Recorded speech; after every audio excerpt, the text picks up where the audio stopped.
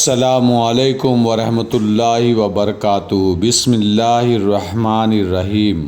تاریخ کے دامن میں پوری تفصیل سے ڈال دی۔ ان میں غدار بھی ہوتے ہیں اور نوشی اور عباس بن طلحہ جیسے وہ کردار بھی جو جذبوں سے سرشار ہو کر کسی دنیاوی لالچ کے طلبگار نہیں ہوتے۔ نوشی ایسی ہی ایک لڑکی تھی جسے قومی جذبے نے دیوانہ بنا ڈالا تھا، لیکن وہ آخر انسان تھی اور نوجوان۔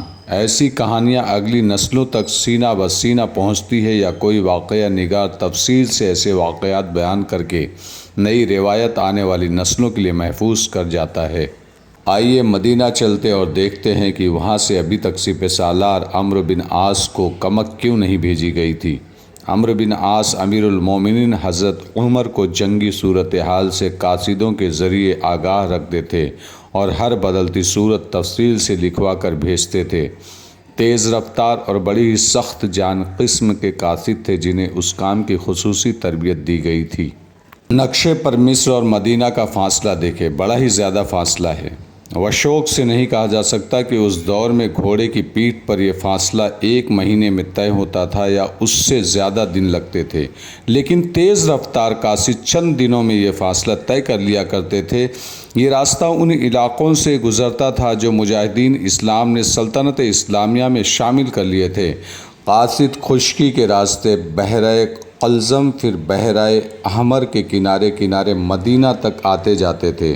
تمام راستے میں چوکیاں بنا دی گئی تھی جن میں نہایت اعلیٰ نسل کے تازہ دم گھوڑے تیار رکھے جاتے تھے۔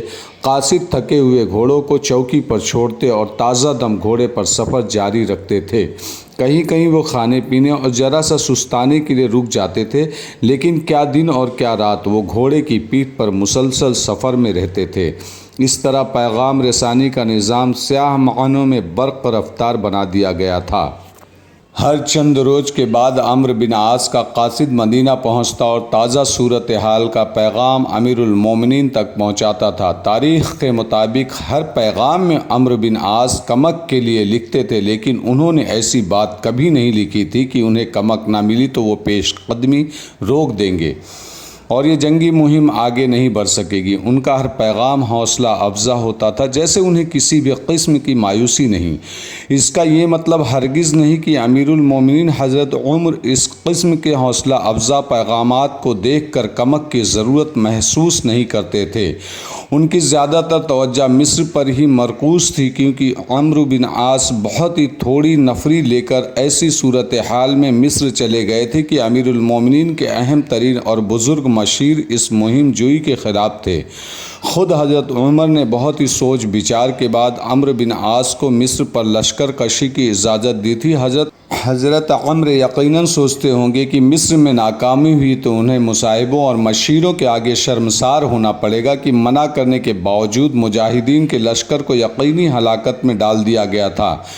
تاریخ کے مطالعہ سے پتہ چلتا ہے کہ مصر پر لشکر کشی کے سب سے بڑی مخالف بزرگ صحابی حضرت عثمان بن عفان تھے۔ اس مخالفت میں وہ حضرت عمر سے ناراضگی تک بھی پہنچ گئے تھے، لیکن اب وہی حضرت عمر پر زور دے رہے تھے کہ عمرو بن عاص کو کمک بھیجی جائے۔ پھر کیا وجہ تھی کہ کمک میں تاخیر ہو رہی تھی؟ تاریخ نویسوں نے اس سوال پر قیاس کے گھوڑے دوڑائے ہیں اور لے دے کے ہی اس طرح کچھ وجوہات سامنے آ گئی ہے۔ یہ خاص طور پر پیش نظر رکھے کہ اس دور کے مشیر اور دیگر سرکردہ افراد جن سے امیر المومنین مشورے طلب کیا کرتے تھے ہماری آج کی سیاسی لیڈروں جیسے نہیں تھے۔ ان کے ہاں اپنے انا کا کوئی مسئلہ تھا ہی نہیں۔ ان کے پیش نظر دین اور ملت کا دو ضیاء رہتا تھا۔ ایسا نہیں ہوتا تھا کہ معلوم کر لیتے کہ امیر المومنین کیا چاہتے ہیں اور پھر ان کے ہاں میں ہاں ملا دیتے۔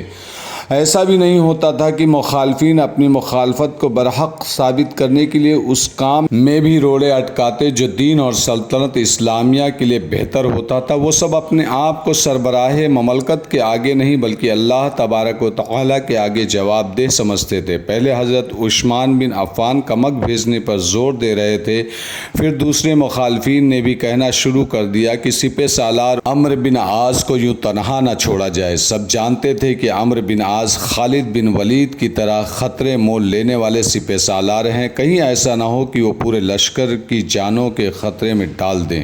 آخر ایک روز امیر المومنین نے فجر کی نماز کے بعد سب کو روک لیا اور کمک کے مسئلے پر بات شروع کی۔ حضرت عمر بڑے ہی اشر انگیز انداز سے اور دلوں کو موہ لینے والے الفاظ میں بات کیا کرتے تھے۔ انہوں نے ایسا نہ کہا کہ آج مخالفین بھی کمک بھیجنے پر زور دے رہے ہیں، انہوں نے صرف اتنا کہا کہ اللہ اچھی نیتوں کا اجر بہت اچھا دیا کرتا ہے۔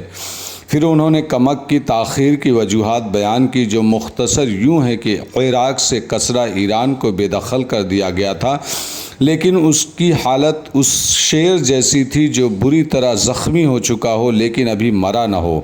خطرہ تھا کہ زخمی شیر آخری حملہ ضرور کرے گا۔ اس خطرے کے پیش نظر عراق کے محاذ سے کوئی نفری نکالی نہیں جا سکتی تھی۔ ادھر پورے کا پورا ملک شام سلطنت اسلامیہ میں شامل کر لیا گیا تھا، لیکن تعاون کی وجہ مجاہدین کے لشکر کا تقریباً تیسرا حصہ چاٹ گئی تھی اور بہت سے نامور سپہ سالار دنیا سے اٹھ گئے تھے۔ اس قدرتی آفت کی پیدا کردہ کسی کو پورا کرنا تھا، اس میں مزید کمی نہیں کی جا سکتی تھی۔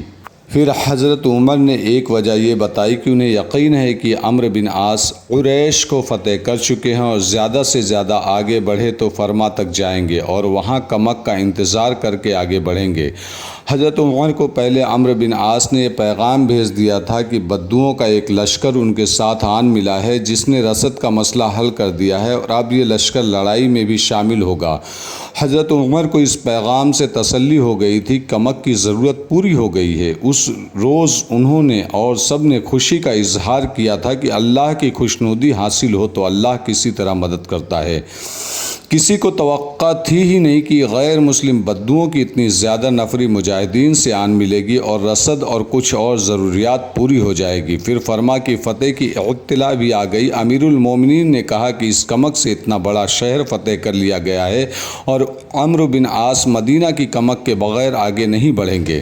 مسجد میں جو حضرات موجود تھے ان میں سے بعض نے کچھ مشورے دیے اور اس مسئلے پر کچھ باتیں ہوئی، آخر سب مطمئن ہو گئے۔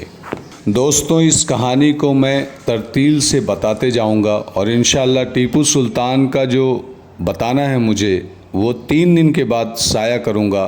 انشاءاللہ امید ہے کہ آپ لوگوں کو یہ کہانی اچھی لگے گی۔ آپ لوگوں کی محبت اور پیار اور شفقت چاہتا ہوں۔ آپ لوگ یوٹیوب چینل جو میرا ہے اسے لائک